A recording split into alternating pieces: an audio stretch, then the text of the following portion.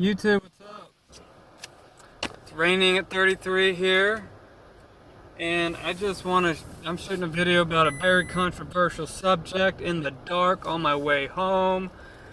Yeah, so if you make comments that I deem unnecessary, I will remove them from my account.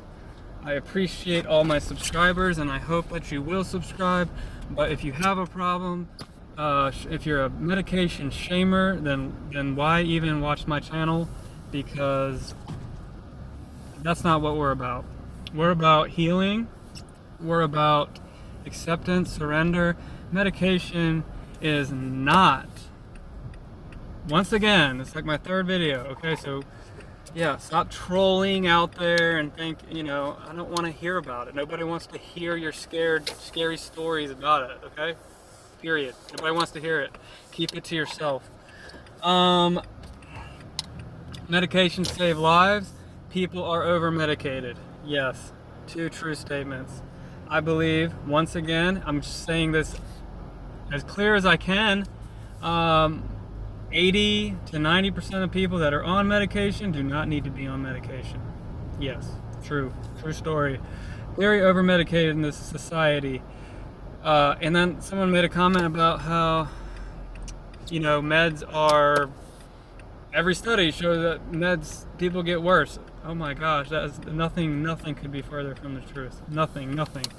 I've read every damn study on the internet at least 15 times over the past 6 years.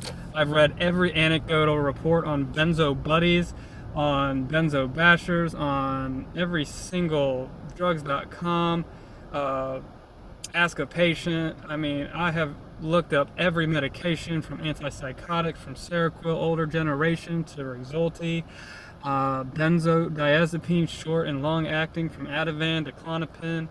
Okay, I know how they work with the benzoreceptor sites, the GABA A, and how phenibut hits GABA B. I know about the tolerance and the withdrawal effects of medications. I know about the half-lives. I know how it works. I consider myself an expert in the matter, actually.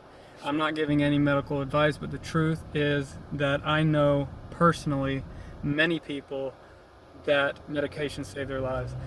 Where I was unmedicated, wanting to kill myself, hating my life, and couldn't function at all, and I'm halfway back half the time. And you know what, it's not just medication, but medication is a bridge. It's a bridge for millions, tens of millions of people. Okay, so yeah, it is what it is. Supplements, medication, whatever. If you don't need it, you don't need it. Okay, first of all, if you're in a life-threatening situation, you're in a medication facility or a hospitalization facility. Okay, I mean, what are you going to do? They're going to force meds on you. First of all, there's a lot of people that are dead now that could not be dead if it wasn't for medication. And I absolutely, with a capital H, hate medication. I hate being on it. I hate that we have to be on it. I hate that we live in a world that's so stimulated that we don't even realize that we're completely degrading ourselves. We're the foundation of what human beings used to be, right? What we used to be was, small communities, working hand in hand, social interaction, fighting for our food, survival. That's what we were. We had limited exposure, limited choices, but we were happier and we were healthier. And archaeologists know this.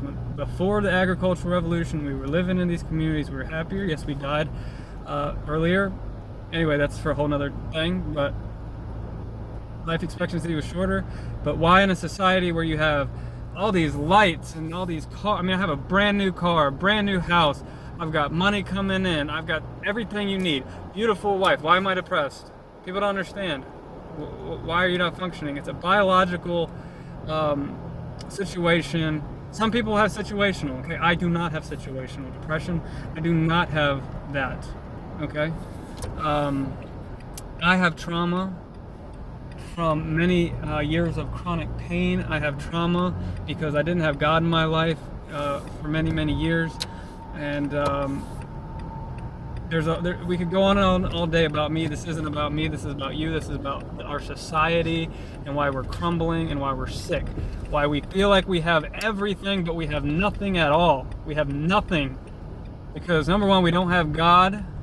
We don't have Jesus. We don't have spirituality. We're focusing on the physical. We're focusing on wealth and our job and hours. And I mean, even you go on Netflix, you got 1,000 shows, you don't know what to watch, you spend half the night, if not all night, and then you're worn out, like me, looking for a show to watch because you've watched everything. Or you don't have time to do anything because all you do is work. Whatever your situation is, you're not giving your mind a rest. People with anxiety and depression need to give their minds rest and breaks. You got to give yourself a break. You got to give yourself time to heal and be well.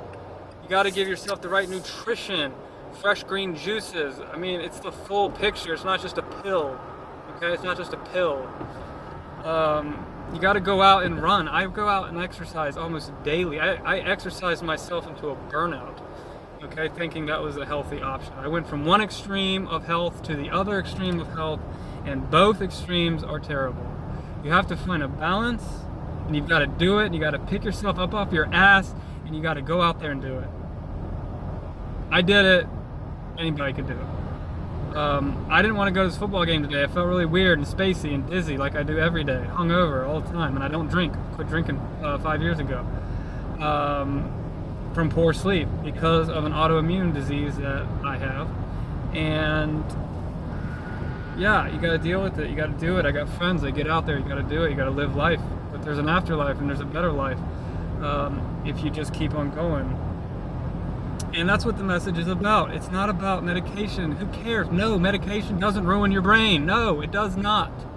Is there withdrawal? Yes, there's withdrawal from sugar, there's withdrawal from caffeine, there's withdrawal from Xanax, there's withdrawal from everything, every drug, every substance. The damage from untreated depression and anxiety a lot of times is death, lack of any life, misery, burning skin, chronic pain, chronic headaches, ulcers. I mean, you go on and on and on and on and on and on and on and on. And if you've tried everything in the world naturally to get better and you haven't gotten better and you need medication, then you need medication. So anyway, yes, I want to make a video because I feel very passionate about it. I started my channel out as a benzo recovery story, and then I finally realized after 4 years that it had nothing to do with benzos. And all that scary bullshit that's online, it's not real for 95% of people, okay? It's just like if you take Lamictal, and yeah, 1 in 100,000 people get a skin rash, you know, but all those other people are doing really well. So people who have epilepsy take Klonopin up to 20 milligrams for their whole life. People take meds, man. I'm sorry. I hate it, right? There's CBD oil, there's all that other shit. I've tried it, done it, did it. Tried everything you can imagine and more. Triple. Okay? I've done it all. It didn't work. Waiting for God to take it all away. I am. And maybe He will one day. I met somebody that actually had God take away everything. He's not on meds and he's doing amazing. And it happens. So I know people that have been on benzos for like 30 years and came off no problem. I actually don't know anybody personally that has problems. It's just the 85 people that circle online like sharks and trolls because they're so miserable, and probably has nothing to do with benzos at all, or other medications at all. It's just the fact that they're not treating their condition appropriately. And I don't know you, and I could be wrong, but I'm telling you, if you have benzo withdrawal and pause and all that stuff, get some NAD treatment, do whatever, but do not, and I'm sorry, it's just like, stop scaring the rest of people, because it does not happen to everybody. It happens only to the minority. So medications, find a better way if you can. If you can't, use it as a bridge. If the bridge isn't working, it needs to be longer, then you can stay on it. Life is short. For me, if it takes whatever it takes for me to go out and play flag football and go out and running and go out and have a conversation and play cards with my family. I know people that are not on meds. There's millions of people that are unmedicated, that are agoraphobic, that can't leave their houses, that don't function, that are in depersonalization. And if you let that stuff linger, it gets worse and worse and worse. It shrinks your hippocampus. Come on, guys. Come on. I know what I'm talking about. All the studies are in. Just don't fall into that trap. Just don't do it. It's not right. Don't listen to it. Just do what you need to do for you to get well and feel well and be productive and be in the world, because that's where we need you. We need you in the real world. So don't give up. I spend half my days wanting to give up a lot of times, but I know that I've seen the other side of the coin, of the shore. So just keep going, man, and don't let people bring you down. It sucks. If you're listening to my video, you're probably going through some stuff, and it sucks, but it gets better. All right, God bless you guys. Pray, and I'll talk to you later. Bye.